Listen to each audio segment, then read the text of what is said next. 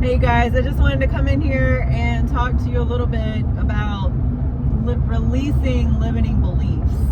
And this is something that is really near and dear to my heart based on my own journey of having to continuously work through releasing these limiting beliefs. So let's talk about what is limiting beliefs. Limiting beliefs is anything that limits us from propelling to the next level. This can be imposter syndrome, which is something else that I've had to work through. It can be not really believing that that can be you, right?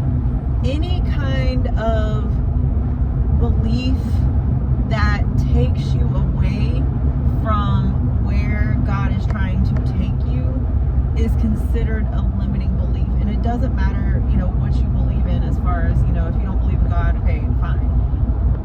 I do, and so I'm going to speak from that perspective.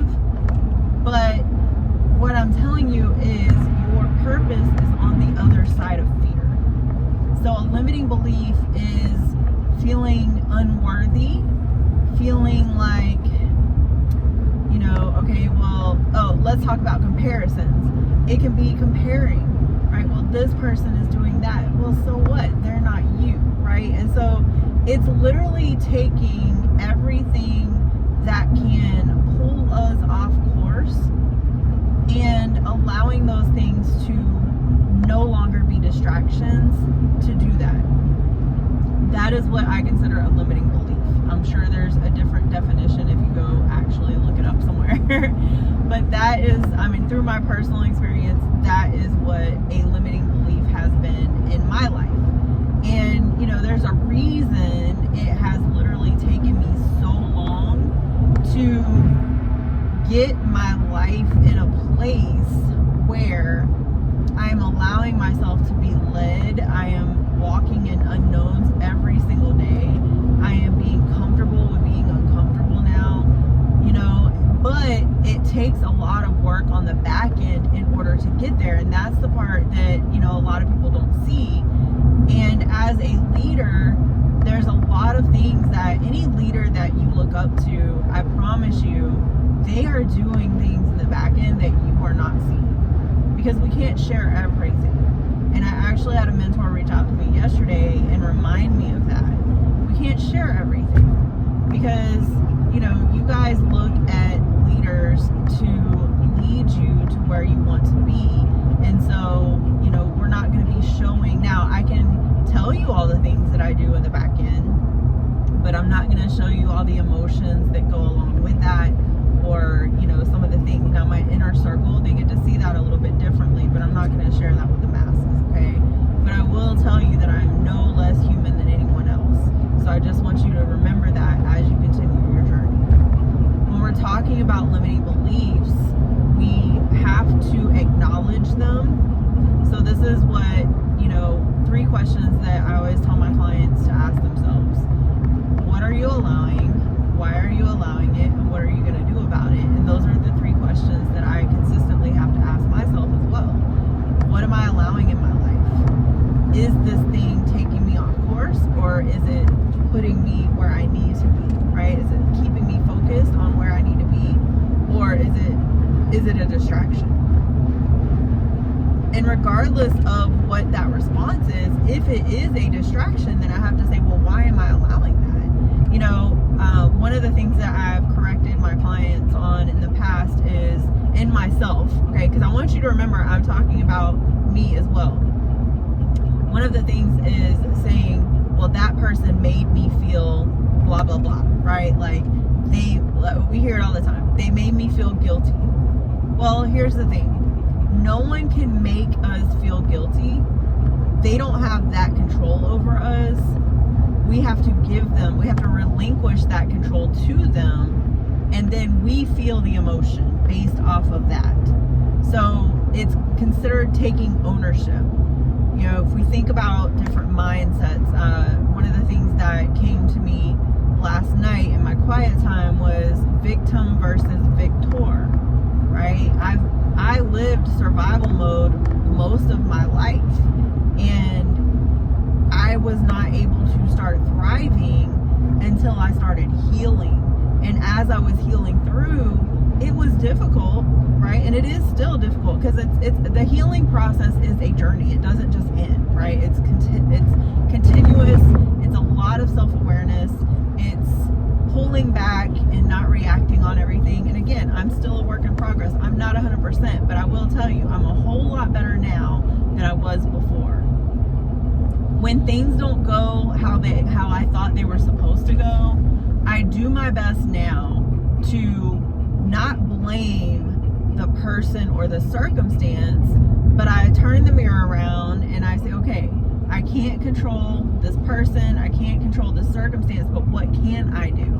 Well, I can take ownership. I can take ownership, and I can, get around people that are doing different things, and, who show me different ways of doing things, which is what I'm doing now.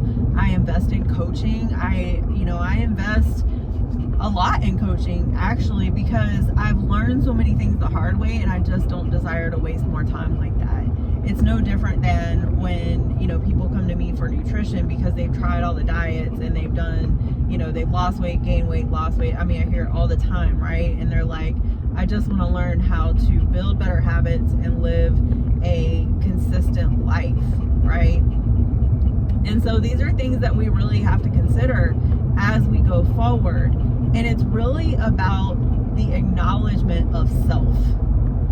So what I want you to do today and going forward is, as you feel emotions, I want you to acknowledge those emotions, but I want you to start, if you can, or, if you're in your car, do the audio, somehow journal, write it down. What is causing that emotion and why you're allowing that to cause the emotion, all right? Now, this can be a difficult task when you're starting out, okay? So I just want you to be aware of that. This is not some simple thing that is going to change your life overnight. It's not, just like in weight loss, there's no get skinny quick. There's no magic pills for this. It's doing the work, doing the consistent work, and, making sure that we are aware of the things that we are doing to ourselves. This is not, like I said, it's not an easy process, but this is why it's so important to have people around us who help us get there. I will invest in coaching until the day I die, because I always want to have people who are smarter than me in different areas. And, so I'll have multiple coaches in different areas. I'm grateful that I've learned enough to where I am able to help people in different areas to where they don't have to get a bunch of different coaches, so it actually can save them a lot of money and time. But I don't know everything, and I will never say that I know everything. And so, it's very important that we understand, we have to acknowledge things that are going on in our lives, but we can't allow those things to take us completely off course to where we never get to where we're supposed to be. And I'm telling you this because I've done it for so long. And when I want to go back to what I was going to say about the victim versus victor mindset, right? When situations that are out of our control occur in the world, we tend to blame the world. We tend to blame the people. We tend to blame, just to throw it right out there, and I'm not going to get into politics or anything like that, but right now everybody's blaming the president, right? Now, I'm not saying decisions are correct or incorrect, so don't take this the wrong way. What I am saying is we have to start taking ownership. So I will describe a scenario for you. When the Air Force went away, I planned on retiring, but that did not happen. And, it was because information wasn't shared, and, I basically found out I was just a number. So I did struggle mentally pretty badly, actually. But out of that, I began the journey of healing from within. And when I say began the journey, because It was a very long and tough process, and it's still occurring now, right? It's a continuous process, but I began that journey. And that's the thing, we have to be willing to take the first step. All right. The only way to go from being a victim to being a victor is to take ownership of our lives. And I'm grateful that I'm finally doing that, but it took a long time and a lot of work. And again, a lot of mentorship, a lot of coaching, therapists, right? People around me who helped me get there. And now it's up to me to continue that journey. So now when I want to blame other people, and I'm not going to say that, again, I'm not perfect, but what I have started doing is, again, self-awareness, right? So when I say, you know, this person caused this, now I'm like, wait, what did I do, right? What could I have done differently? Now, I can't go back in time and change that specific scenario, but I can take that forward and make sure it doesn't happen again. Right? So with everything that's going on right now in our society, a lot of the things is, you know, we get taught to do certain things a certain way. No one teaches us that there's other ways to bring in an income, right? No one teaches us that, you know, if we have a business, we can leverage that business and we can actually have our own, you know, IRAs and things like that. Like, no one teaches that stuff in school, right? So it's up to us what I've had to do, and I was forced to do this, okay? And so I'm sharing this with you because there are people out there right now who have lost their jobs.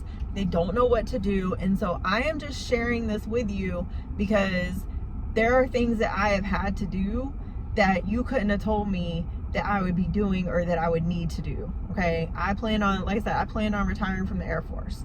But when that went away and I was living off of credit cards and I was coaching, but I was coaching at a very discounted price. And so it was just not enough to pay the bills. But when I was doing that, it kind of came over me. I needed to get around different mindsets. And so that's what I started doing. I was like, you know, I need to get around people who think bigger than me. And it's not, you know, it's not easy. It's very uncomfortable. Like I said, this is scary. You know, it's scary to be in those situations where you're like, I don't even know how I'm going to pay the rent next or the mortgage or whatever you have, right? Like that's scary. That's a scary situation. But I just want to encourage you that when that happens, take ownership and start looking for people who maybe they can relate to where you are, but what did they do and what are they doing now? And then can they help you get there? Because I promise you, and I'm telling you this from personal experience, the amount of opportunities out there that you're not relying on the government or the president or anyone else to get you there are abundant. They are abundant. And I really hope and pray that someone who is going through a hardship right now hears this testimony and says, you know what? I want to know what else is out there, because we can waste time blaming everybody else. We can waste a lot of time. And in that time, we're not able to pay our bills. So I'm not telling you not to feel that emotion. Feel the emotion, but don't stay a victim. Don't stay a victim, because I will tell you, that's what kept me from being where I am now and where I'm going. It kept me stagnant for a really long time. It kept me stuck. So being a victim will keep you stuck. So if you want to get out of the situation that you're in right now and you want to stop relying on everybody else around you, then it's up to you to take ownership and look for the people who are doing the things.